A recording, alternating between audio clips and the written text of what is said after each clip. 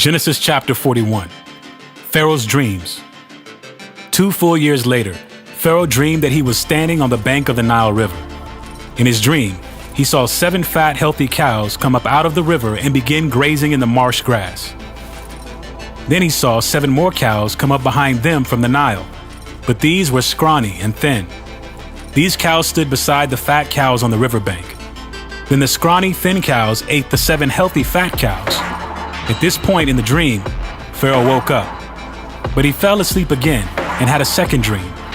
This time he saw 7 heads of grain, plump and beautiful, growing on a single stalk. Then 7 more heads of grain appeared, but these were shriveled and withered by the east wind, and these thin heads swallowed up the 7 plump, well-formed heads. Then Pharaoh woke up again and realized it was a dream.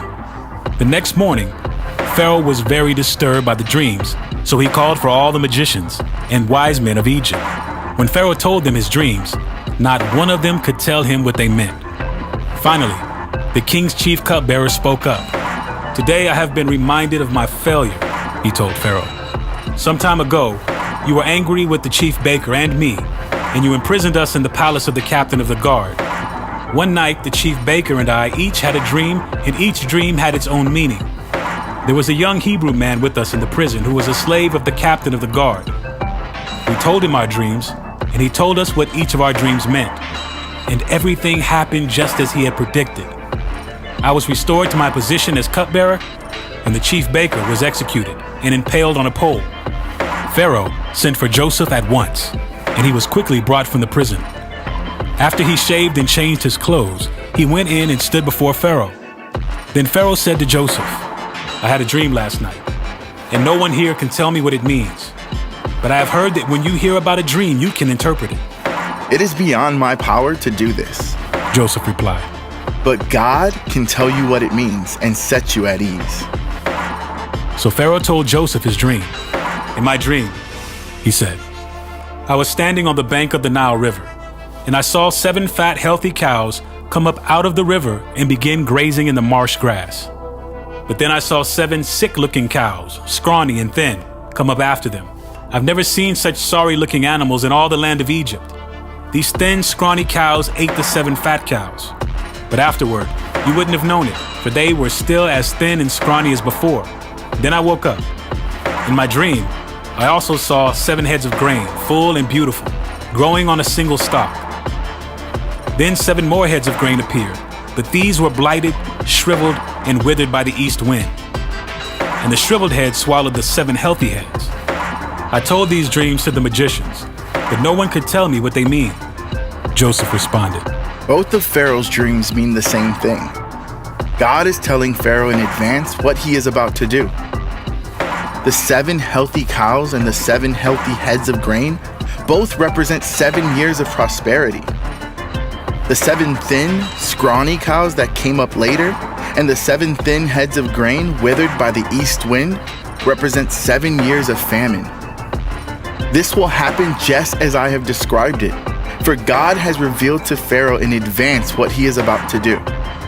The next 7 years will be a period of great prosperity throughout the land of Egypt.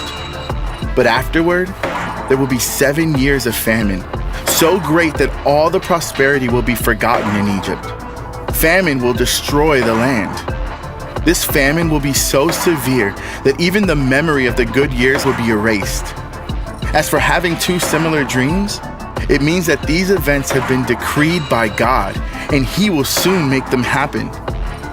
Therefore, Pharaoh should find an intelligent and wise man and put him in charge of the entire land of Egypt.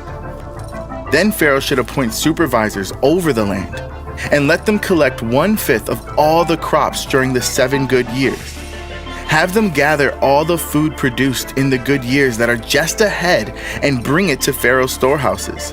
Store it away and guard it so there will be food in the cities. That way there will be enough to eat when the 7 years of famine come to the land of Egypt. Otherwise, this famine will destroy the land." Joseph made ruler of Egypt. Joseph's suggestions were well received by Pharaoh and his officials. So Pharaoh asked his officials, "Can we find anyone else like this man, so obviously filled with the Spirit of God?" Then Pharaoh said to Joseph, since God has revealed the meaning of the dreams to you. Clearly, no one else is as intelligent or wise as you are.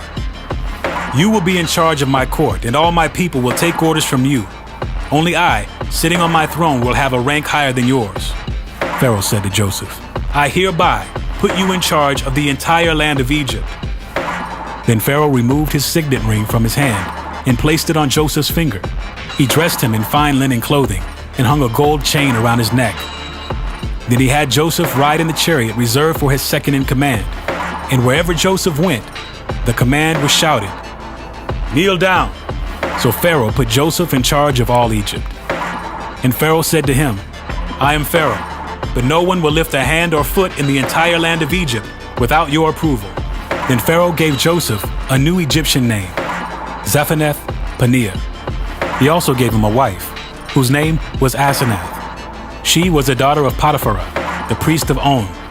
So Joseph took charge of the entire land of Egypt.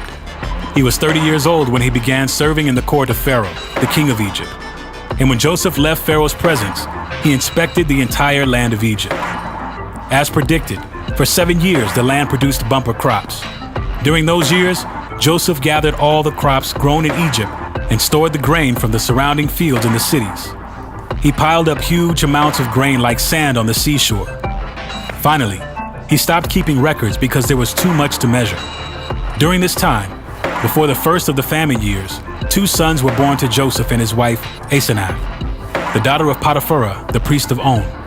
Joseph named his older son Manasseh, for he said, "God has made me forget all my troubles and everyone in my father's family." Joseph named his second son Ephraim, for he said, "God has made me fruitful in this land of my grief." At last, the 7 years of bumper crops throughout the land of Egypt came to an end. Then the 7 years of famine began, just as Joseph had predicted. The famine also struck all the surrounding countries, but throughout Egypt, there was plenty of food. Eventually, however, the famine spread throughout the land of Egypt as well. And when the people cried out to Pharaoh for food, he told them, "Go to Joseph and do whatever he tells you." So with severe famine everywhere, Joseph opened up the storehouses and distributed grain to the Egyptians, for the famine was severe throughout the land of Egypt. And people from all around came to Egypt to buy grain from Joseph because the famine was severe throughout the world.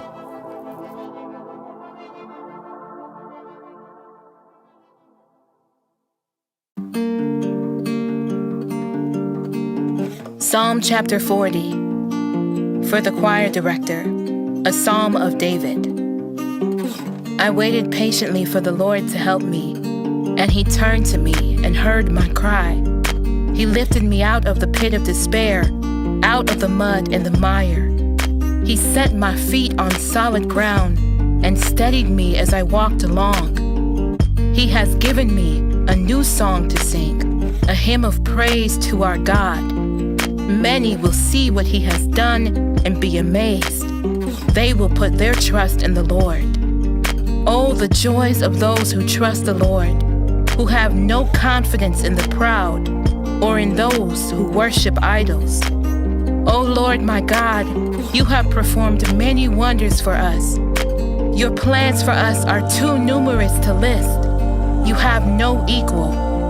If I tried to recite all your wonderful deeds, I would never come to the end of them. You take no delight in sacrifices or offerings. Now that you have made me listen, I finally understand. You don't require burnt offerings or sin offerings. Then I said, Look, I have come, as is written about me in the scriptures. I take joy in doing your will, my God, for your instructions are written on my heart. I have told all your people about your justice. I have not been afraid to speak out, as you, O Lord, well know. I have not kept the good news of your justice hidden in my heart. I have talked about your faithfulness and saving power. I have told everyone in the great assembly of your unfailing love and faithfulness. Lord, don't hold back your tender mercies from me. Let your unfailing love and faithfulness always protect me. For troubles surround me, too many to count. My sins pile up so high I can't see my way out. They outnumber the hairs on my head. I have lost all courage. Please, Lord, rescue me. Come quickly, Lord, and help me. May those who try to destroy me be humiliated and put to shame. May those who take delight in my trouble be turned back in disgrace. Let them be horrified by their shame, for they said, "Aha, we've got him now." But may all who search for you be filled with joy and gladness in you. May those who love your salvation repeatedly shout, "The Lord is great." As for me, since I am poor and needy, let the Lord keep me in his thoughts. You are my helper and my Savior. Oh my God, do not delay.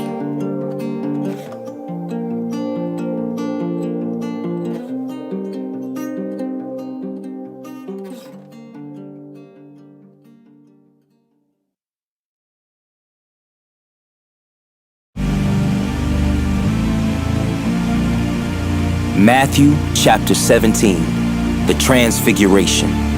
6 days later, Jesus took Peter and the two brothers James and John and led them up a high mountain to be alone. As the men watched, Jesus' appearance was transformed so that his face shone like the sun and his clothes became as white as light. Suddenly, Moses and Elijah appeared and began talking with Jesus. Peter exclaimed, "Lord, it's wonderful for us to be here. If you want, I'll make 3 shelters as memorials. One for you, one for Moses, and one for Elijah." But even as he spoke, a bright cloud overshadowed them, and a voice from the cloud said, "This is my dearly loved Son, who brings me great joy. Listen to him." The disciples were terrified and fell face down on the ground. Then Jesus came over and touched them. "Get up," he said. "Don't be afraid." And when they looked up, Moses and Elijah were gone, and they saw only Jesus. As they went back down the mountain, Jesus commanded them, "Don't tell anyone what you have seen until the Son of Man has been raised from the dead."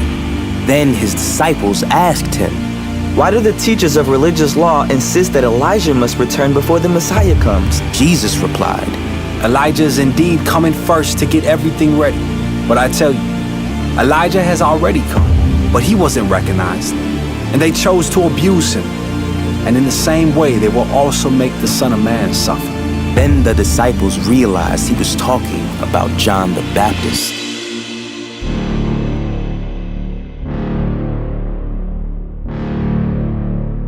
Jesus heals a demon-possessed boy.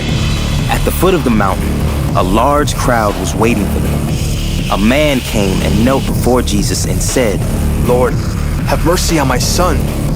He has seizures and suffers terribly. He often falls into the fire or into the water. So I brought him to your disciples, but they couldn't heal him." Jesus said, "You faithless and corrupt people, how long must I be with you? How long must I put up with you? Bring the boy here to me." Then Jesus rebuked the demon in the boy, and it left him. From that moment, the boy was well. Afterward, the disciples asked Jesus privately, "Why couldn't we cast out that demon?" "You don't have enough faith," Jesus told them. "I tell you the truth. If you had faith even as small as a mustard seed, you could say to this mountain, 'Move from here to there,' and it would move. Nothing would be impossible."